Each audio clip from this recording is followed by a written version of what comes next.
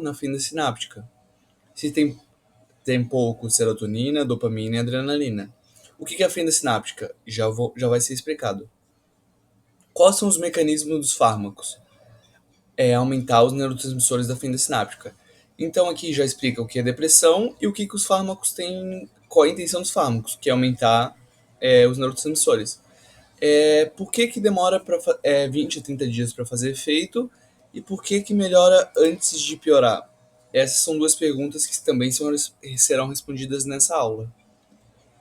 Primeiro, para falar sobre o sistema nervoso, é importante lembrar como que funciona uma célula nervosa. Essa aqui é a célula nervosa, né? Aqui é o corpo da célula e aqui nas pontas dos corpos das células tem os dendritos. Quando a pessoa tem depressão, ela tem uma árvore dendrítica pequena, ou seja, pouco receptor. E quando a pessoa não tem depressão, a árvore dendrítica dela é grande. Mas o que estimula a crescer essa árvore? O que diferencia uma pessoa com depressão sem depressão? Por que uma é grande e outra pequena? O que estimula é o BDNF. BDNF. Mas o que é o BDNF? É o fator de crescimento. E como esse fator de crescimento é sintetizado com o funcionamento normal das células. Então, uma pessoa normal que sempre durante a vida teve um humor estável, esse BNDF dela, a síntese dele é constante.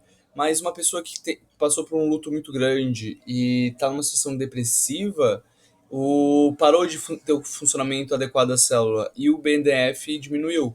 Sendo assim, diminuiu também a árvore dendrítica. E como funciona a fenda sináptica? A fenda sináptica é basicamente usada esse desenho aqui. Essa aqui é uma fibra, essa aqui é outra fibra. Lembrando que aqui e aqui, né? Mas não é unilateral. Aqui tem mais uma célula, mais uma célula, mais uma célula, mais uma célula. Então isso tudo aqui está muito ligado, muito interligado. Mas tem as fendas, que é entre uma célula e outra. E aqui tem isso aqui é em meio líquido, né? Lembrando.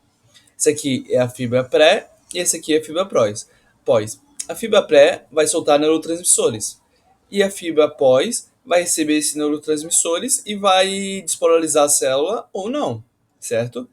E como que isso é feito? Aqui tem umas vesículas que fica cheio de neurotransmissor, seja ele de adrenalina, de serotonina ou de dopamina.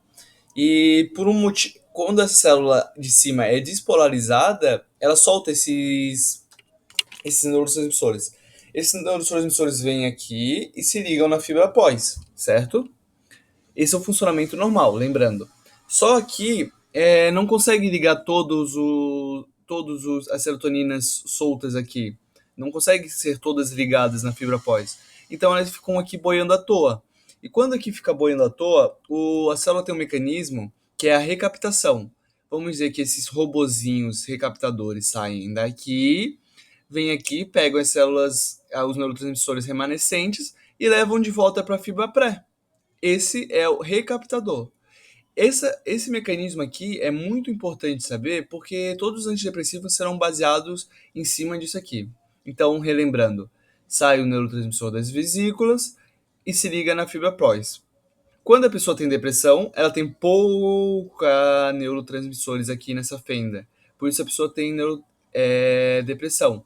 E a gente corta o recaptador. Então, normalmente, o recaptador vem e traz de volta. Quando a gente corta o recaptador, essa serotonina fica mais tempo boiando aqui. Ficando mais tempo boiando aqui, ela tem a maior chance de ser captada por um desses receptores da fibra pós, que são os E5HT2. São 7 tipos de receptores 5HT, né? Mas os mais importantes é o 1, o 2 e o 3. O 1, ele é regulatório. Ele fica aqui na fibra pré, como se fosse aqui. A gente já vai falar sobre ele e a importância dele. O HT2 é esse aqui, que é na fibra pós, que é excitatório. E o HT3 causa náuseas e vômitos, mas lá no tronco encefálico apenas. Agora vamos falar sobre os recaptadores os IRSS, que são inibidores de recaptação de serotonina na fenda sináptica. São fluoxetina e sertralina. Agora vamos responder a pergunta: por que demora de 10 a 20 dias para o antidepressivo desencadeie uma resposta ativa? E a resposta dada é essa aqui: infrarregulação por dessensibilização dos receptores 5-HT1 inibitórios autorregulatórios pré-sinápticos. O que isso significa? Nós vamos falar sobre isso, mas basicamente essa é a resposta. Lembrando que o 5-HT1 é o receptor que fica aqui na fibra pré. Agora vamos explicar um pouco sobre ele. Quando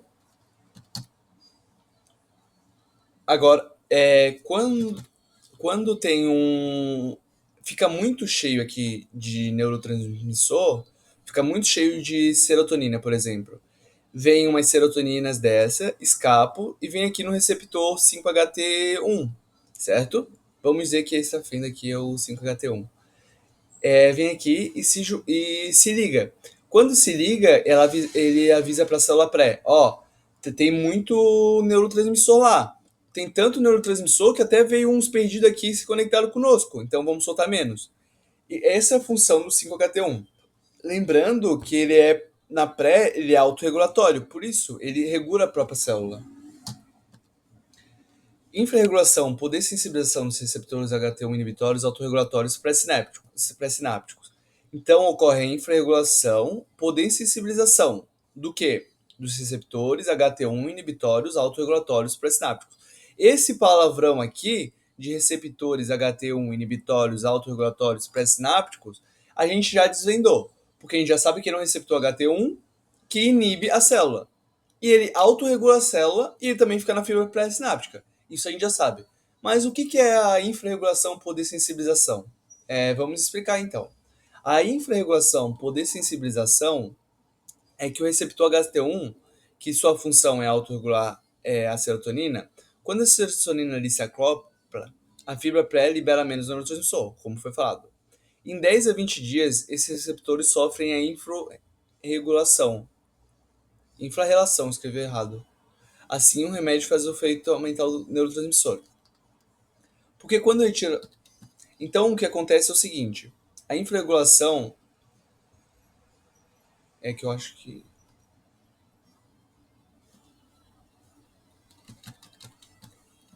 Eu não escrevi por que acontece. Mas quando... Desculpa.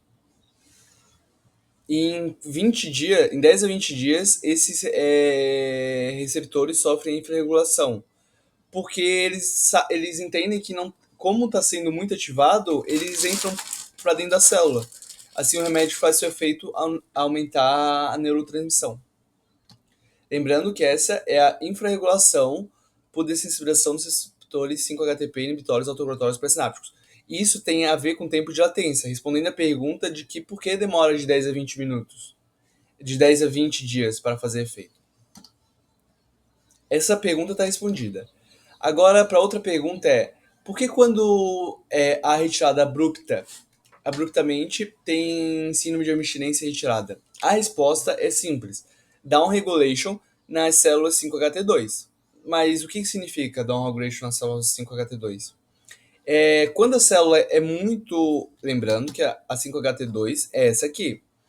Quando ela está muito excitada, entra muito cálcio na célula. E o cálcio ele é neurotóxico. Então, o que acontece? A célula produz beta-arrestinas, que tem a função de arrastar o receptor para dentro do citosol. Esses receptores vão de fora para dentro e isso se chama downregulation. Então, o downregulation é quando a célula está sendo muito ativada, essas células aqui, daí criam beta-arrestinas e diminui a quantidade de 5-HT2 na fibra pós, porque ela está sendo muito excitada. Então, ocorre a regulação de fibra pós por estar sendo muito ativada. Isso chama downregulation. E isso tem a ver com a síndrome de abstinência. Demora 40 dias para ocorrer. E se até então não houver mudanças no humor, tem que trocar a posologia. Ainda sobre o downregulation, como houve a diminuição do receptor 5-HT2, Se ocorre uma retirada abrupta do remédio, vai diminuir serotonina na fenda, e já era pouco com a quantidade normal de receptores. Logo, com menos receptores, haverá síndrome de abstinência. Quando for tirar, tem que fazer desmame. Aqui a gente já tem pouco, a gente já... Normalmente, esse paciente depressivo, ele tem pouca serotonina, certo? Quando começa a despejar muita serotonina aqui, esses receptores não aguentam e vão para dentro da célula, certo? Se eu voltar com os recaptadores aqui, vai voltar a ter poucas neurotransmissores. E com neurotransmissores mais pouco receptor, vai dar uma tristeza muito grande na pessoa. Inclusive, se ela for. Tem chance. Se ela tem tendências suicidas, a chance dela se matar é alta.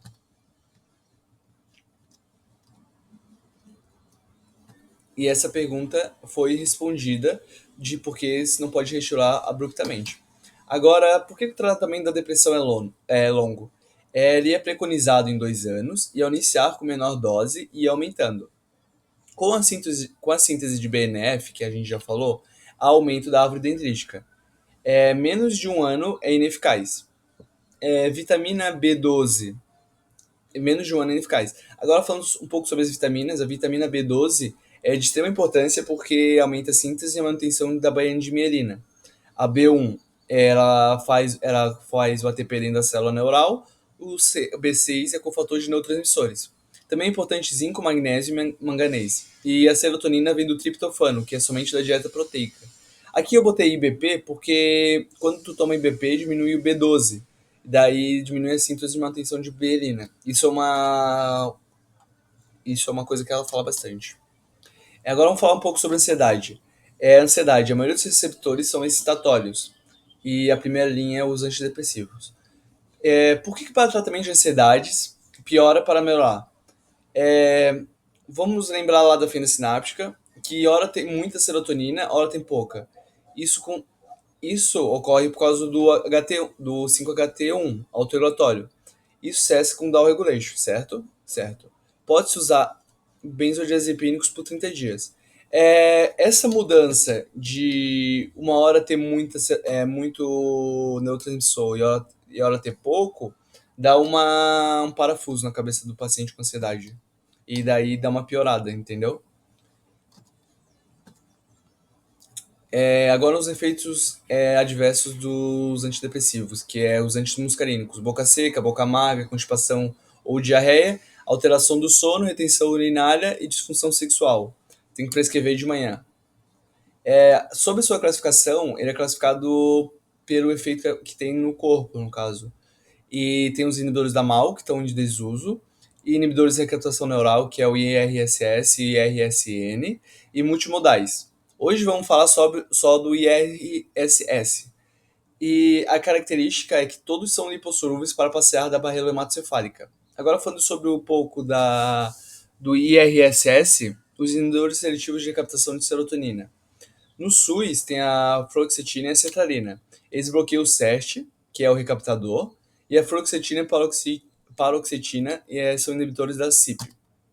Sobre a fluoxetina, a dose é de 20 miligramas e inibe a SERT e atua nos receptores liberando mais noradrenalina e tende a ser mais energético. A sertralina, a dose é de 50 e tende a ser mais depressiva. Também se fala sobre o citalopram e o estalopram. São enantiômeros, são a mesma coisa, só que um só tem a molécula S e a outra tem a molécula RS, então o estalopram acaba sendo mais forte. Tão mais forte que a dose é a metade. Essa aqui é 20 e essa aqui é 10. E essa foi a aula. Agradeço pela atenção.